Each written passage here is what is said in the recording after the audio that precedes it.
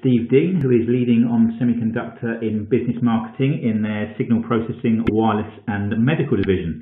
Steve has over 25 years experience in the semiconductor and medical device fields, and past appointments have included Director of Business Development at Electronica Corporation, Director of Marketing at Texas Instruments, and Director of Segment Marketing at Freescale Semiconductor. Opportunities for IoT to revolutionize healthcare have recently exploded. COVID-19 and the need for patients to recover in place has provided remote patient monitoring the shot in the arm that it's been looking for. Increased connectivity between devices and medical services are producing unprecedented quantities of patient data. This large and new connected world in the medical device space provides not only the potential of increased patient risk in terms of safety and security issues, but for the healthcare community overall. There have been some very public examples of successful cybersecurity attacks in this area, and Steve's presentation today will explore those industry events and trends, as well as some system-level technology that is helping to secure connected medical devices. So without further ado, I will hand over to Steve. Awesome. Thank you so much. Good morning, good afternoon, good evening. Stephen Dean here, happy to present here for the next 20 minutes or so, some really interesting industry events that I think plays really well into our need to further appreciate cybersecurity and patient safety in the medical device space. So thank you very much for that introduction. Moving right into the information here. A couple of points that I want to make is there's been this movement that I call consumerization of medicine going on. This is just one example. I've got a couple of other examples here where Apple, for example, has been, traditionally a phone company, providing smartphones, providing tablets, consumer type company, but they're actively getting into the clinical medical device space. And just some examples here: emergency alert systems back in March of 2016, putting medical records on iPhones. Fourth or fifth bullet down, J&J teams with Apple on a study to improve atrial fibrillation outcomes. And yes, you read that correctly. J&J teams with Apple. It's not Apple teaming with J&J. So that's quite interesting. And then Apple and J&J launch a 150,000 person study to test its ECG smartwatch. So you can see that things are moving quite quickly for Apple, moving from the consumer space into the clinical medical space. And again, I call this the consumer of medicine is happening before our eyes and ears. And I say ears because I can only imagine what's coming with the AirPods. This is actually more than Apple moving from consumer into clinical. This is actually one example of the convergence of clinical grade equipment and consumer meeting. And I've got a couple of other examples that will show you that. And by the way, it's all wirelessly connected. Another example, Fitbit, or maybe soon we could call them Google. Fitbit acquired Twine Health back in 2018. The deal would expand its offerings to health plans, health systems, and self-insured employers. Doesn't sound too consumer to me. Fitbit partners with Google for Google Cloud API, making it easier for clinicians and patients to collaborate. A little bit further down, Fitbit launches a connected healthcare platform, insurance plans and employers. Bristol Myers Squibb, Pfizer Alliance, and Fitbit collaborate to address gaps in atrial fibrillation, once again, just like Apple, and so on. So it's not just Apple, it's now Fitbit, and potentially Google. And then Omron. Omron is a company that's been known for providing blood pressure cuffs, pulse oximetry to the market now for some time. But what they've done is they've moved into the AI scene to deliver pinpoint systems to monitor heart failure for at-risk patients.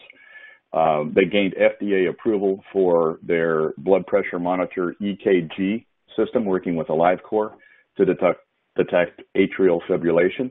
So they're moving a little bit more and more into the clinical space even then. And I'm sorry, you've probably seen enough of this picture lately, but this administration has actually approved some and signed some legislation to create an over-the-counter hearing aid act. Yes, a hearing aid is a medical device. The Hearing Industry Association was not successful at limiting this bill to mild loss only. So this bill covers mild loss and moderate loss.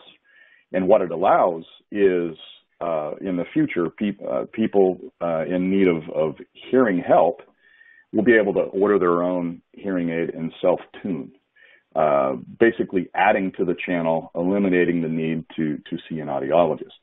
So what's this do? It expands the market. It's also where clinical is starting to move into the consumer space. So again, it's this collision of clinical and consumer. And by the way, it is all wirelessly connected. So the clinic is moving into the home. Let's talk about what's happened to us all here most recently and what I call the COVID effect. Basically, it's a further acceleration. So here in the U.S., back March the 13th, national emergency declared. The 17th, CMS, the Centers for Medicare and Medicaid Services, approve further telehealth benefits, expanding to include benefits in the physician's office, hospital, nursing home, et cetera, and from homes. Basically, physicians can work in place, and they get reimbursed to work in place. So it's a story of follow the money. The question I always get is, well, okay, so this is a COVID-19 thing. Is this going to stick, or is it temporary? And my vote, and it's a strong vote, is that it will stick. Much of it will stick. All they have to do is prove efficiency, effectivity, patient outcomes need to be positive, of course. And if that is proven, this will stick.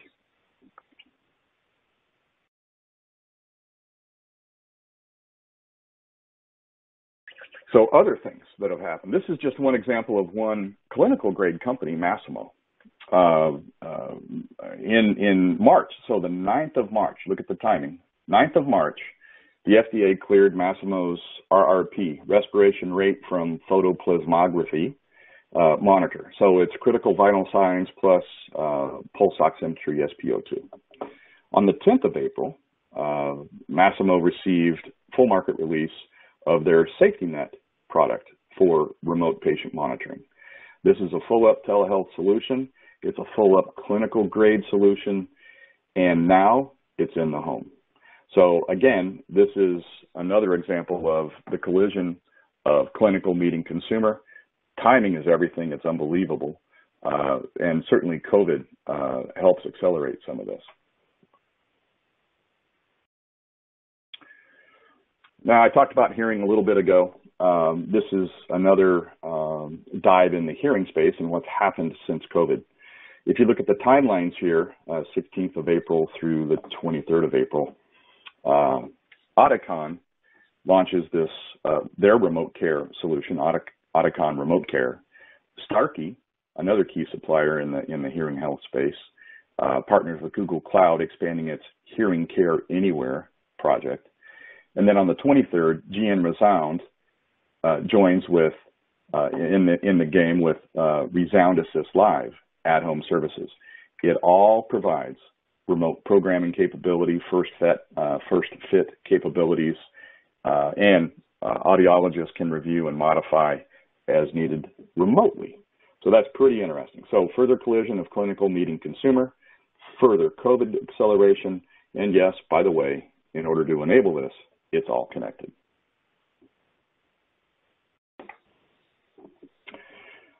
So why should I care about medical device security? This is the root of all things in this presentation. The FDA, Food and Drug Administration, gets a lot more involved with medical device security. Dating back to summer of 2018, security researchers revealed vulnerabilities in a Medtronic heart device programming machine during a hacking conference in Las Vegas. Audit reports were published by the Inspector General, and then the FDA Commissioner unveils just 2 or 3 months after that the Medical Device Cybersecurity Regional Incident Preparedness and Response Playbook. So they started authoring guidelines, in mid-late 2018, the FDA, as a result, and it's needed. March of 2019, the FDA issues a safety communication regarding Medtronic's ICDs, or implantable cardiac defibrillators, programmers, and home monitors. 19 implantable models. Why is it an issue? In the wireless telemetry, they have failed to enable encryption, authentication, or authorization.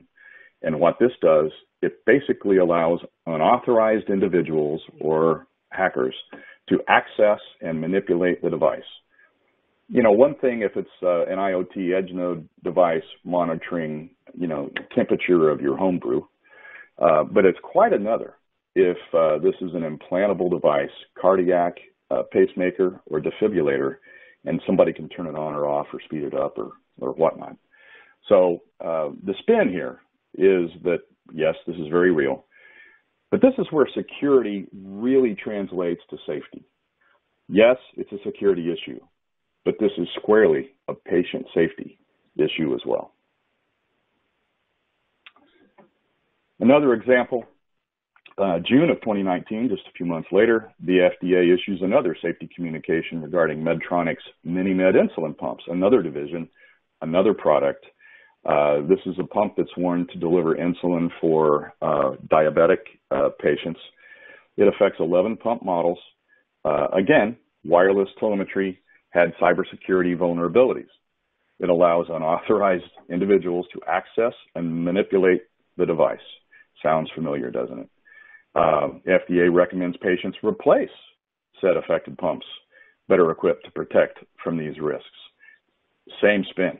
It's very real, and it is all about patient safety. Okay, not to pick on one company. January of this year, the FDA issues a safety communication regarding certain GE Healthcare clinical information central stations and telemetry servers that also have cybersecurity vulnerabilities. The devices are used mostly in healthcare facilities. Same story. Wireless telemetry had cybersecurity vulnerabilities. Unauthorized individuals are able to access, manipulate medical devices and patient alarms. It also allows access to personal data, including physiological status, demographic, and other non-medical information. So GE's made a software patch, fixed it up, but again, this is very real, and this is very much about patient safety. It's not just security. So how do you want to think about this? I think there's some things we can take care of from a hardware and a firmware perspective, and I want to spend just a couple of minutes here on 2 slides that talk about what we can do. So just a couple of things I want to talk about regarding hardware. Here is a typical Bluetooth Low Energy block diagram. Want to talk a little bit about the Platform Security Architecture, or PSA.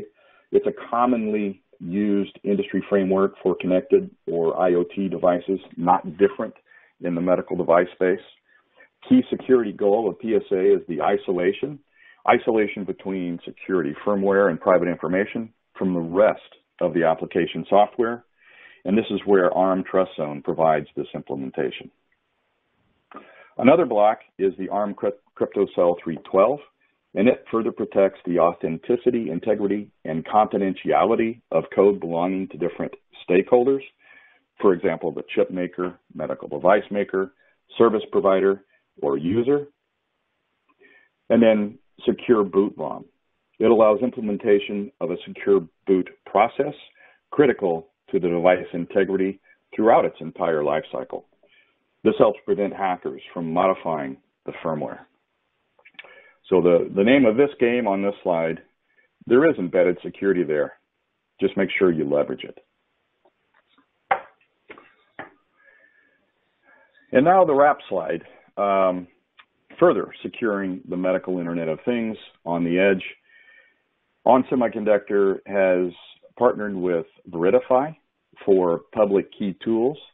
Veridify and ON Semiconductor, together with the RSL10 Bluetooth enabled MCU, offers identification, authentication, data protection for devices in the field, all this on a low resource device management footprint, PSA level 1 certified, and it is something that you're going to want to look at. To wrap up, the key takeaways: in the medical device world, security translates directly to safety. Patient safety is paramount. Know that ON Semiconductor and Veridify are keen to work with you on improving product security and patient safety. So what I want you to do here is take in the included webinar shown here, it's hyperlinked, to learn more about securing your BLE world. Thanks for watching.